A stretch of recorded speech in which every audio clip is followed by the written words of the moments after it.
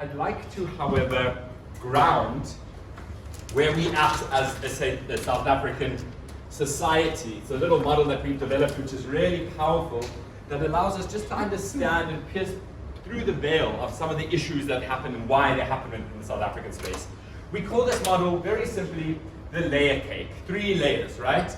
At the top of the layer cake is what we call the factual matrix, right? You guys are going to shout out. What are some of the hot topics within the South African space at the moment? So we have land, what else? Come, we know that something. Eskom, yeah? Go. Prasa, good.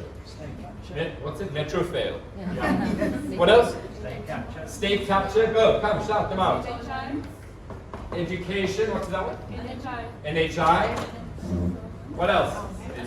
Unemployment, SAA. Crime, good. Gender-based violence. We know these things. And here's the thing. In South Africa, we love talking about the things in the factual matrix. It's our favorite thing to do. 702, Power FM, what do you guys have here? Talk Radio, what's it? Cape Talk, all of the things. We've got millions of stations for this. And we all tune in, we like, we share, we comment, we having this chat, and we love to sit in the factual matrix. Why? Because it's academic. And it's safe. And it's my opinion and it's your opinion. And what happens when our opinions clash? What do we say to each other? Let's agree to disagree. And really, it's like, you're an idiot, I don't have time for you today, I need you, so you guys, okay, no, let's agree to disagree. That's all we do. As South Africans, we are obsessed with the factual matrix. But we never find any resolution. We're never solving for things in the factual matrix. I'm going to show you why. Underneath the factual matrix is a space that we as South Africans are terrified to go. And it's what we call the emotional matrix. What are the two dominant emotions in the South African space at the moment? And? Fear. Good. Oh, whenever people say fear and I say good, I always feel like the Emperor in Star Wars, you know, like feeling the dark side. Good. But this is it. Anger and fear. These are the 2 dominant emotions in South Africa at the moment. Anger and fear. But here's the thing. You don't want to talk about our anger and our fear? Are you crazy? No, that's terrifying. Also, organizations say leave your anger and fear in the car, you must show up and be professional, right? So now, we're not allowed to talk about this, we don't want to talk about it, it's too scary to talk about this, but they have to go somewhere, their emotion, their energy in motion. What are we going to do with it? We are going to talk about land. But really, we're not talking about land, are we? We're using land as a vehicle to talk about our anger and our fear. But we're not talking about our anger and fear, it's way too scary, we're talking about Eskom. But really, we're not talking about Eskom, are we? We're trying to use Eskom as a vehicle to talk about our anger and our fear, but we're not talking about our anger and fear, we're talking about, and it goes on, on, and on. We are constantly trying to find expression for our anger and our fear because we're too scared to talk about our anger and fear as anger and fear. Why? Because if you say, I'm angry, the first thing I'm going to say is, why? You're a black woman in South Africa, you should be good. And when white people are scared, why? You live in Constantia, you're good.